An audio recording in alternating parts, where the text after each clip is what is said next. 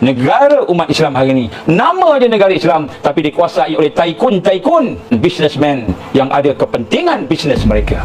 Sebab itulah WHO yang nampak seperti organisasi kesihatan sedunia, hebat dan berkredibiliti, ada kewibawaan, rupa-rupanya banyak dengan skandal. Dan kita nampak macam bagus dia, hebat dia, tolong kita kena ikut dia, rujuk dia. Peperangan kaedah peperangan mereka menguasai minda kita, mereka menguasai jiwa kita. Ini peluru-pelurunya. Bila kita merasai barat lebih hebat daripada Islam, timur lebih hebat daripada Islam, pandang ke timur, pandang ke barat, pandang ke mana saja lebih kepada pandang kepada Islam, pandang kepada Quran, maka kita telah dijajah. Jadi kita di tahap sekarang ni, agenda 21 bermula daripada tahun 2020, peperangannya dilancarkan sehinggalah pada tahun 2030 untuk menguasai sosial, massa dan negara secara paksa mengikut undang-undang legally bound. Jadi peperangan peringkat ketiga di fasa ketiga, sebelum keluarnya Malik Masayek, sebelum keluarnya Al-Masih Dajjal, dia akan menguasai undang-undang. Dan pada tahun 2020, maka mereka pun mula mengisytiharkan kita kena buat satu perjanjian antarabangsa yang dipanggil Global Pandemic Prevention and Biosecurity Act. Dipanggil Global Pandemic Treaty. Nampak treaty? The word treaty sama 50 tahun sebelum itu tentang bagaimana nak melaksanakan perjanjian antara negara-negara. Disebarkan, semua orang pakat setuju. Masa itu tak terfikir. Ini kita lihat berlaku pada tahun 2021 setelah bermulanya peristiwa itu 2019. Jadi ini adalah merupakan salah satu bentuk perkara yang dilakukan sebenarnya dia nak menyerang. Kita tak nampak lagi Jadi apa yang dibuat? Dia pun nak bagi treaty itu berjalan, maka dia pun timbulkanlah satu yang menakutkan, ancaman, antaranya ancaman kesihatan, bioterrorism, kata Bill Gates. Keganasan biologi ni Bill Gates sebut pada tahun 2014. Bukan dia nak cerita pasal bioterrorism, yang penting ialah treaty yang dia nak sebut pada tahun 1969 dulu yang telah dibincangkan, untuk kita semua kena ada satu treaty yang kita sama-sama kena terima. Dan treaty ni sebenarnya kalau kita tengok, dia akan mencabut kedaulatan negara-negara yang ada. Dia akan memberikan kuasa kepada antarabangsa untuk melaksanakan perancangan-perancangan mereka di peringkat lokal. Global punya perancangan, lokal punya implementation. Bukan lagi di bawah Majlis Keselamatan Negara, bukan lagi di bawah parlimen, bukan lagi di bawah yang di Pertuan Agong. Jadi macam mana nak implement benda ni? Maka ditimbulkan perkara yang menakutkan semua, sehingga semua orang ikut follow. Kalau Malaysia tak ikut, nanti Malaysia akan tertinggal. Untuk melaksanakan itu, maka mereka telah memperkenalkan pindaan kepada International Health Regulation yang telah digubal pada tahun 2005. Ini adalah akta yang akan menjadikan WHO sebagai satu badan syarikat yang mempunyai kuasa untuk mengisytiharkan pandemik, mengisytiharkan darurat, emergency atas dunia dan menggelarkannya pandemik, dan kemudian akan menjadikan ia mempunyai kuasa untuk mengatasi kuasa-kuasa yang ada di dalam negara-negara yang telah sign. Apa dia akan berlaku tuan-tuan? 22 sehingga 28 hari bulan Mei 2022 ini akan berlaku satu perjumpaan World Health Organization Assembly, yang mereka akan menandatangani satu treaty, satu agreement, satu perjanjian akan memberi kuasa kepada badan dunia iaitu WHO, yang di belakangnya ada Bill Gates, Gavi, Jonas, untuk menguasai negara kita.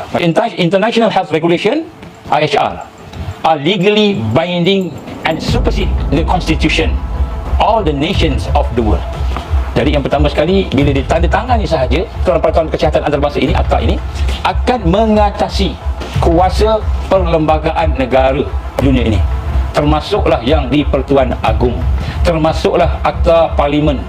Dia ada pindaan-pindaan dia. Sebenarnya pindaan ini yang telah pun dicadangkan oleh Amerika, yang mana orang Amerika pun tak setuju. Antara pindaan-pindaan itu membuat cadangan supaya dilakukan pindaan yang akan menambah kuasa dan kedaulatan untuk kontrol, menguasai dan legal authority menjadi satu yang mengikut undang-undang ke atas WHO berbanding dengan undang-undang konstitusi perlembagaan negara. Mereka akan mengadakan surveillance, peninjauan, polisikan, pengawalan ke atas negara-negara. Dia akan tengok. Jadi siapa yang menengok bukan lagi setakat MKN. Dulu MKN, Keselamatan Negara kita. Dan ini sekarang ni adalah antarabangsa. So kuasa polis, kuasa tentera, kuasa parlimen, kuasa yang di Pertuan Agong akan menjadi bawah kuasa mereka. Ini secara legal. Jadi kemudian dia akan ada headed towards a one house approach. Semua keputusan akan berbuat di peringkat WHO. Contoh, dia nak mengisytiharkan Malaysia ada pandemik, Asia Tenggara ada pandemik, maka dia yang isytiharkan data-data, keputusan expert dia. Maka segala yang turun daripada situ akan follow by semua negara-negara tanpa ada objection yang dibenarkan. Nak bangkang, tak boleh dah.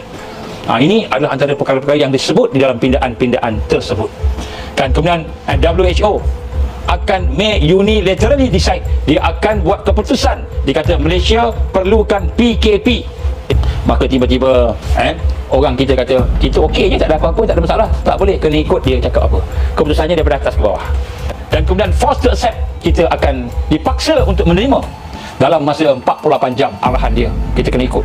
Dan kalau tidak, dia akan deployment of expert team, dia akan hantar expert team ke tempat kita dan kita kena jawab pada dia kenapa kita tak nak buat apa yang disuruh. Dan kalau kita berlawanan, maka boleh deploy military, itu adalah invasion, iaitu dia boleh menjajah kita. Ini antara saya sebut contoh-contoh yang bakal berlaku.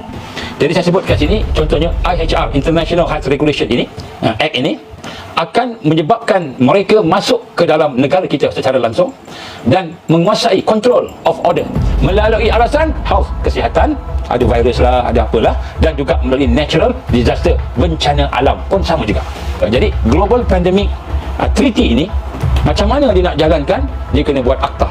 Akta ni akan menjadikan Global Pandemic Treaty ini dikuatkuasakan. Jadi macam mana akta ni nak berjalan? Maka 22 hari bulan sehingga 28 hari bulan Mei tahun ini 2022, hanya kurang lebih seminggu lebih, pihak wakil Malaysia, kita tak tahu siapa, mungkin Menteri Kesihatan KJ ataupun DG ataupun siapa-siapa orang mereka yang mereka pilih untuk tanda tangan, maka dia akan menandatangani bagi pihak negara Malaysia untuk meletakkan Malaysia di bawah pimpinan WHO secara solid 100%. Maka pada ketika itu kita akan mendapati mereka boleh buat apa sahaja yang mereka nak buat. Perdana Menteri pun dah tak ada kuasa, yang di Pertuan Agong pun dah tak ada kuasa. Maka WHO bukan lagi jadi mazhab, bukan jadi pandangan, bukan jadi rujukan, dia akan menjadi caretaker kepada kerajaan Malaysia. Ini serangan yang sedang berlaku sekarang ini, yang kalau Allah izin berlaku, maka kita akan duduk di bawah WHO. Dan bila ditanda tangan, maka selepas itu akan berlakulah enforcement dalam masa 6 bulan, iaitu November 2022. Maka kita nampak macam mana dia nak enforce kalau tidak ada apa-apa. Akan tiba-tiba banyak orang mati, banyak orang sakit, tiba-tiba ada wabak baru, penyakit baru pula. Sekarang ni bukan lagi COVID-19, bukan dah. Sekarang ni ada TB, tuberculosis, batuk kering, ada pula penyakit AIDS dah mula merebak, adalah benda-benda yang merebak ni. Maka bulan November, United Nations, WHO masuk ke Malaysia dengan pakar dia. Maka dia pun isytiharkan Malaysia dalam darurat. Darurat ni bukan dikontrol oleh MKN, bukan dikontrol oleh Yang Bertuan Agong, tapi dikontrol oleh WHO. Maka apabila sampai 6 bulan, bulan November, berlaku disaster, dua bencana. Yang pertama bencana kesihatan, yang kedua bencana alam. Dua-dua ini terletak di bawah Global Pandemic Treaty yang dilakukan oleh akta IHR tadi. Maka mereka boleh menurunkan tim mereka duduk kat sini, dia akan define apa kena buat, apa tak boleh buat. Maka ketika itu hilanglah kedaulatan negara Malaysia, habis kedaulatan negara Malaysia. Kalau mereka orang baik, orang beriman, orang bertakwa, orang Islam yang jujur, tak apa, kita boleh percaya ke dia. Tapi rupanya mereka ada kepentingan tertentu. Setelah mereka berada di Malaysia, maka mereka akan melakukan planning One World Government, Health, kesihatan, kerajaan satu dunia, di mana masa itu Malaysia cannot object. Lawyer kata boleh object sebab kita punya keparlimen mengatasi segalanya, betul. Tapi setelah kita sign, kita dah mengaku, maka kita dah menjadi malu Allah dengan antarabangsa. Semua ikut, tiba-tiba Malaysia tak nak ikut. Kita dah sign. Kalau kita tak sign, itu lain. Maka Malaysia akan kehilangan hak untuk melawan apa yang ada. Malaysia akan kehilangan kekuatan kedaulatan negara. Overall dia akan mengatasi overall all national and local authorities. Semua pegawai-pegawai penguatkuasa peringkat kebangsaan dan peringkat tempatan lokal akan dikuasai oleh mereka. Ini adalah penjajahan secara total, akan legally bind, diikat dengan perjanjian-perjanjian yang legal, undang-undang antarabangsa, dan akan terlibat dengan military, media control. Mereka akan kontrol media. Apa yang telah diubah antaranya yang menyebabkan mereka berkuasa. Antara mereka tertulis dalam IHR pindaan mereka. Apa dia? Nombor 1, control in media information. Bukan lagi Menteri Kesihatan ataupun DG yang akan mengeluarkan information, bercakap pada rakyat Malaysia. Bukan lagi Perdana Menteri akan bercakap pada sidang media, tetapi wakil WHO.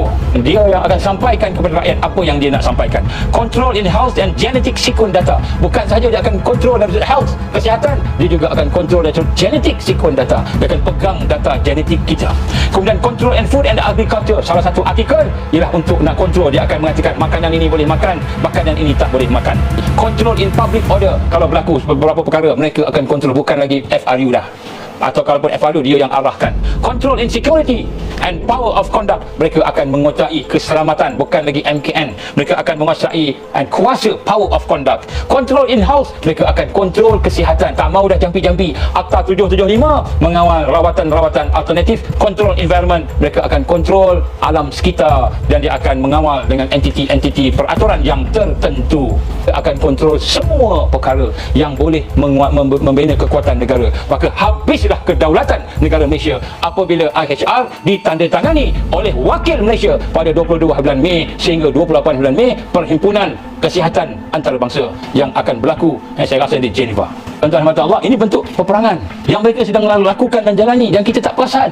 Ingat kita okey, tak ada apa, dah boleh balik raya, kita dah boleh tak payah pakai mask, tak payah kena ambil temperature, My Sejahtera tak perlu, tak apa, dah okey dah, kita rasa dah okey. Rupanya sedang menanti kita jeng lebih hebat daripada apa yang kita terfikir.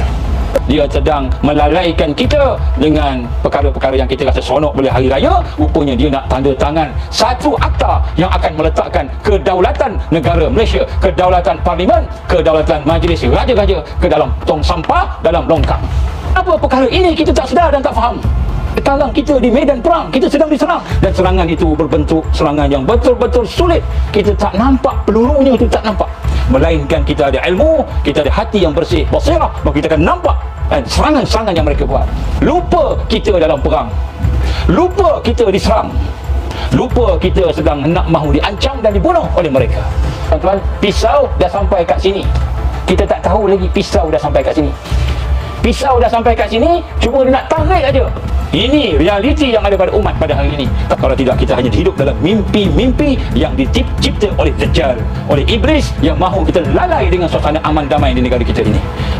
Tuan-tuan, pemerintah harap kita dapat faham apa yang saya cuba sampaikan.